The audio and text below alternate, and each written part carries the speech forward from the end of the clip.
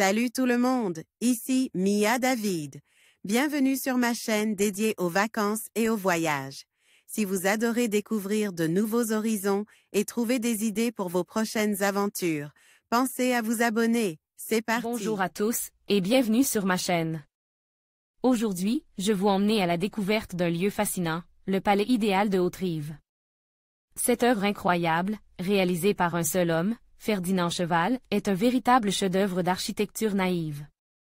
Dans cette vidéo, je vais vous raconter l'histoire de sa création, les inspirations qui ont guidé cet homme exceptionnel, et bien sûr, je vous montrerai les détails étonnants de ce palais unique. Restez avec moi pour plonger dans cet univers hors du commun. La France regorge de palais, mais il en existe un qui surpasse les autres en termes d'œuvres d'art et de dévotion, le palais idéal.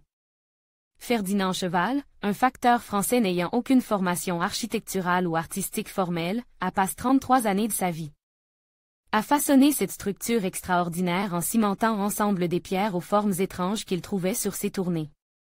La construction du palais a débuté en 1879 et s'est achevée en 1912. L'histoire n'est pas banale. Après avoir trébuché sur une pierre bizarre, celle qui a inspiré son rêve, Ferdinand Cheval commence à arpenter le chemin de sa tournée muni de sa fidèle brouette pour qu'il puisse recueillir d'autres pierres et cailloux étranges. Le palais idéal est situé à Haute-Rive, une ville de la Drôme, qui se trouve grossièrement entre Lyon, Saint-Étienne et Grenoble. Il est ouvert presque toute l'année pour des visites, et sert également souvent comme un lieu de concert et d'exposition d'art. On peut lire sur le site officiel du palais idéal que ce dernier, unique au monde, a inspiré les artistes durant plus d'un siècle. Indépendant de tout courant artistique, construit sans aucune règle d'architecture, le palais idéal a fait l'admiration des surréalistes. A été reconnu comme une œuvre d'art brut.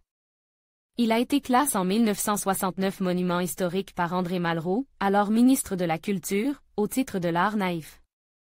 Au cœur d'un jardin luxuriant, ce palais inhabitable est peuplé d'un incroyable bestiaire, pieuvres, biches, caïmans, éléphants, pélicans, ours, oiseaux. Mais aussi des géants, des fées, des personnages mythologiques ou encore des cascades, des architectures de tous les continents. Une œuvre architecturale aussi inclassable qu'universelle. N'ayant pas pu être enterré dans son palais, Ferdinand Cheval s'élance, à l'âge de 78 ans, dans la réalisation d'un nouveau tombeau dans l'enceinte du cimetière du village. Vous pouvez donc aller y jeter un œil. Source photo, Board Panda.